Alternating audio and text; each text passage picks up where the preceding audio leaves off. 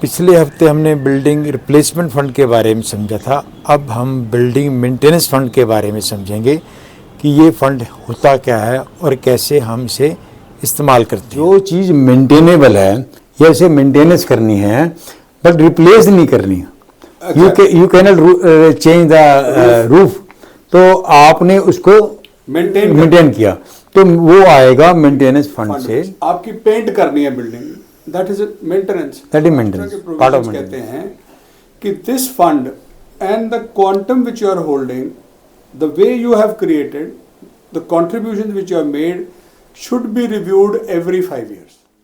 आज का टॉपिक हमारा रहेगा बिल्डिंग मेंटेनेंस फंड।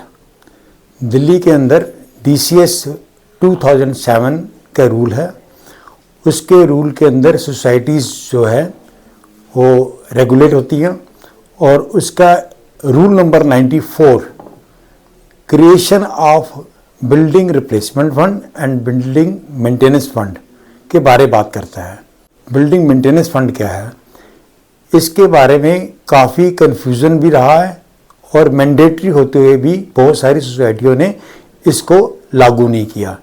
आज हम अभियान सोसाइटी के प्रेसिडेंट रविंदर जी से इस बात पे चर्चा करेंगे। आज का टॉपिक हमारा रहेगा मेंटेनेंस फंड है क्या और इसको क्यों जरूरत है। BMF के ऊपर आते हैं, तो BMF में भी ऐसे ही कोई परसेंटेज का सिस्टम महाराष्ट्र या और किसी स्टेट के अंदर है?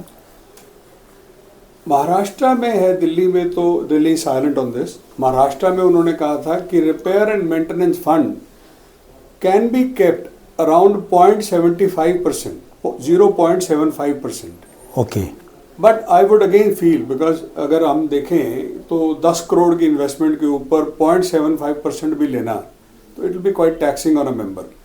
Still it says, what does the building maintenance fund provision says, that the routine expenses for which are regular normal incurring in nature can be met out of this। देखिए हम budget तो बनाते हैं sir, तो we can gradually increase that thing and meet the expenses out of the maintenance fund। Okay, I give you an example। तो नहीं, पहले हम BMF में पूछे, BMF में क्या होगा फिर? BMF में क्या होगा? BMF में जो एक तो रेगुलर मेंटेनेंस चाहिए।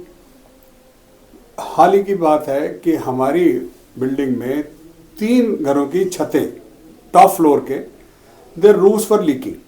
Okay, over the period of time, जैसे आपने कहा पानी की दिक्कत थी, क्रैक्स हो गए, सीपेजेस आनी शुरू हो गई, तो वी हैड टू रीडू और refurbish those roofs. Okay, they will be met out of maintenance fund. तो आप ये कह रहे हो कि जो चीज मेंटेनेबल है या इसे मेंटेनेंस करनी है बट रिप्लेस नहीं करनी, you can not change the roof, तो आपने उसको मेंटेन किया तो वो आएगा मेंटेनेंस फंड से। वो भी उसके अंदर भी आप 10 लाख का एक क्राइटेरिया रखा है? हाँ जी, हमने बेंचमार्क रखा है कि अगर मान लीजिए बिल्डिंग है, आपकी पेंट करनी है building, that is maintenance, part of maintenance. The fund will not be totally obliterated, पूरा खत्म नहीं करेंगे हम, तो उसका 50% होगा अगर 10 लाख से ऊपर है। मान लीजिए खर्चा ही 7-8 लाख है, सोसाइटी की फंड में से हम उसको मेंटेन कर देते हैं। तो 10 लाख से ऊपर, ये हमने एक इंटरनल बेंचमार्क बनाया, ये ना कभी महाराष्ट्र में लिखा गया है ना कहीं दिल्ली में लिखा गया है, but looking at what sort of building we have, what sort of maintenance is normally required. Otherwise भी आप अब मानेंगे कि आजकल की सोसाइटी जो बिल्डिंग्स हैं अब द्वारका में, वो हर साल तकरीबन 5 से 6 लाख रुपए के रिपेयर मांगती है, कुछ ना कुछ छोटा मोटा। उतना सोसाइटी अगर अर्निंग कर पा रही है अपने फंड में, जो रेगुलर मेंटेनेंस लेती है उसमें से अगर कुछ हम अगर फंड बनाएंगे तो उसको इन्वेस्ट करेंगे, because sir these are investment. जो आप FD की बात कर रहे हो जी, तो क्या कोई सोसाइटी अदर देन FD और कहीं कर सकती है?